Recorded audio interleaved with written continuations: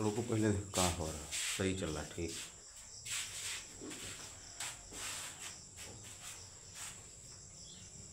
बात समझ गया। अब निकालना है तुमको।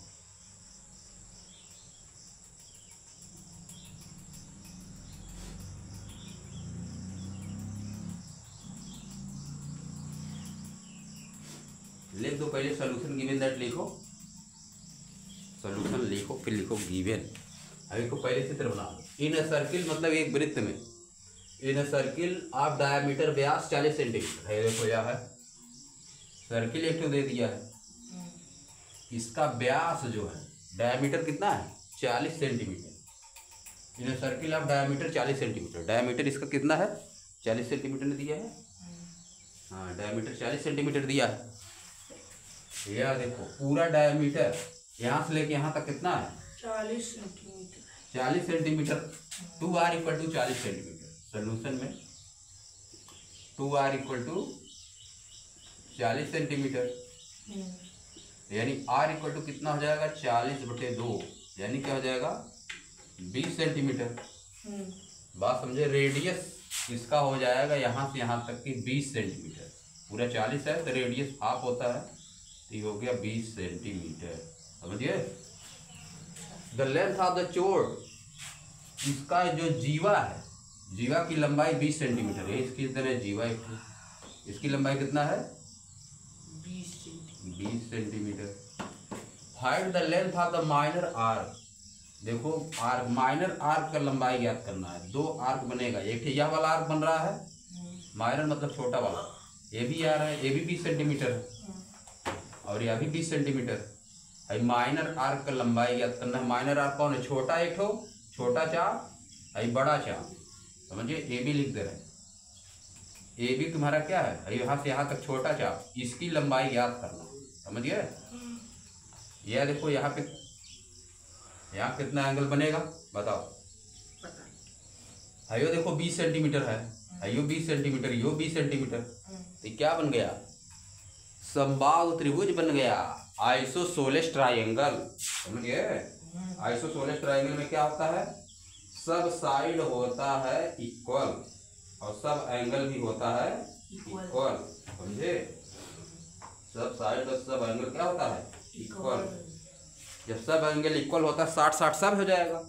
60 ए बी हो गया, 60 ए बी हो गया, 60 ए बी हो गया।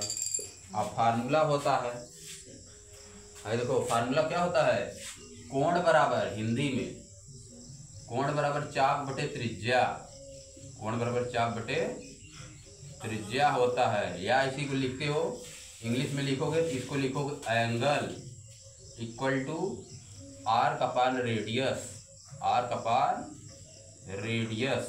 समझिए। इसी पर रख दो बस आ जाएगा। देखो चाप निकालना है आर्क का लंबाई, तो यानी आर्क इक्वल टू कितना हो जाएगा एंगल, आर्क इक्वल टू कितना हो जाएगा एंगल,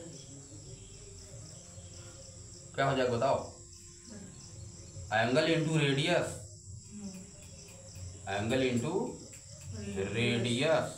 समझिए। देखो अब कितना हो जाएगा, एंगल कितना है 60 डिग्री, एंगल 60 डिग्री है ना। अभी देखो एंगल को रेडियन में चेंज कर देंगे, एंगल कितना थीटा इक्वल टू 60 डिग्री ना, उसको रेडियन में चेंज कर दोगे तो 60 डिग्री इक्वल टू कितना हो जाएगा इंटू पाई बाई 180, या कट गया 6 3 18, पाई बाई 3 हो गया। समझिए। देखो एंगल की जगह पर रख दिए पाई बाई 3 और रेडियस की जगह पे 20, तो ये कितना आ गया आर्क इक्वल टू 20 पाई अपान 3। ये रेडियन में आया, किसमें आया रेडियन में, आर्क का लंबाई आ गया 20 पाई अपान 3 रेडियन।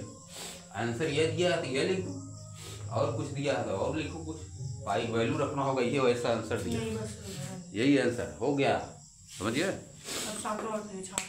क्या है उसको बताओ, छठवा इसी तरह का क्या, सातवां क्या है 75 सेमी लंबाई वाले एक डोलायान दोलेमान दोलक का एक सिरे से दूसरे सिरे तक दोलन करने से जो कोण बनता है उसका माप रेडियन में ज्ञात कीजिए, जबकि उसके नोक द्वारा बनाए गए चाप को लंबाई निम्नलिखित है। क्या है? पहला 10 सेमी, दूसरा 15 सेमी, तीसरा 21 सेमी। उसका लंबाई भी हो दिया होगा ना, कितना लंबाई है? दिया तो है लंबाई 10 सेमी है, 15, 21 दिया है। 75 सेंटीमीटर बताइए नहीं कर रहे हो ऊपर। 75 तो पहले बोले था। तब है देखो, तब हो गया काम। ये देखो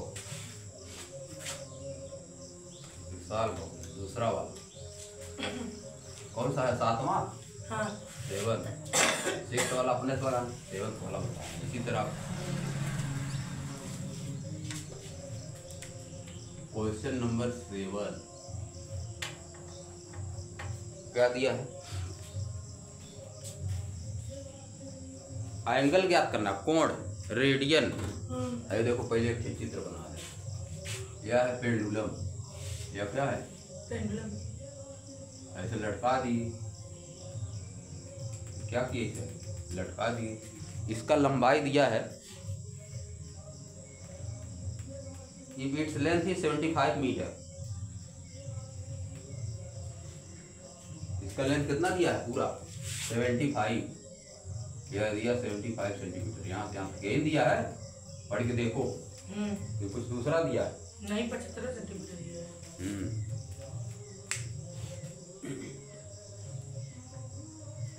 और जो इसका टिप है, यह इधरिया जो टिप है, एक बार घुमा ऐसे करके छोड़ देने पे क्या हो रहा है? ऐसे घूम रहा है ना, ऐसे घूमेगा,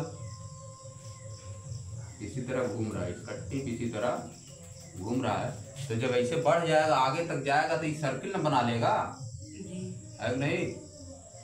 अगर पूरा कस के घुमा देते ऐसे सर्किल बनाता। तो इसकी लंबाई अलग अलग दिया है। पहली बार कितना दिया है?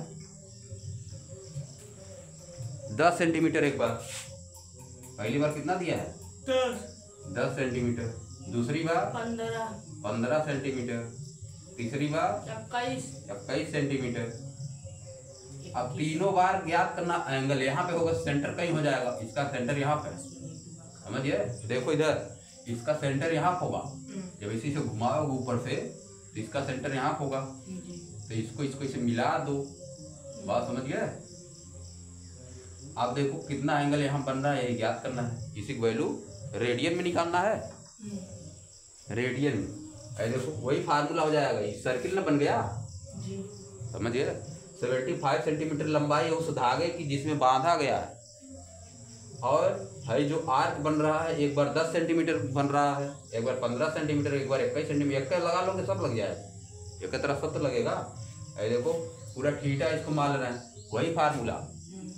कोण बराबर चाप बटे त्रिज्या, कोण बराबर चाप बटे त्रिज्या। Angle equal to arc upon radius, arc upon radius. समझिए, सीधा है। देखो एंगल निकालना है, थीटा का वैल्यू। पहली बार मान लेना है θ1 बन रहा है 10 सेंटीमीटर से। पहली बार θ1 मान ले रहा है। देखो θ1 कितना हो जाएगा? आर 10, आर क्या हो गया? 10 बटे रेडियस 75, 10 बटे 75। ये किस में आएगा? रेडियन में। 10 बटे 75 आया ना पहली बार। अब इसको सॉल्व करो, 5 दूनी 10 और 15 बटे 75, यानी θ1 इक्वल टू कितना आ गया? 2 बटे 15, 2 बटे 15 रेडियन। क्या आई? 2 बटे 15 रेडियन आ गया। ये रेडियन में हो गया, रेडियन में निकालना था ना, तो रेडियन में हो गया। अब वैल्यू अगर रखोगे तो एंगल में आ जाएगा। 22 बटे 7 अगर रखोगे, रेडियन में आ गया। दूसरी बार इसे 15 रख दो तो 15 से आ जाएगा। बात समझिए, तब का सब आसान है।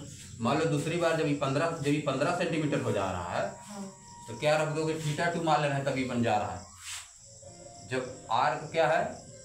आर्क इक्वल टू 15 सेंटीमीटर, तब कितना हो जाएगा? लेफ्ट θ2 बन रहा है, तब एंगल, तब कितना हो जाएगा? 15 बटे 75। तो ये क्या आ जाएगा? 3 बटे 15 आ जाएगा रेडियन। यह दूसरा आंसर हो गया, समझिए। θ3 21 बटे 75, ये क्या आ गया? 3 सत्ते 21, 3 दूनी 6 3 बचे 15 7 बटे 25 रेडियन। ये आ गया आंसर। सब हो गया, 1 2 3 आंसर आ गया।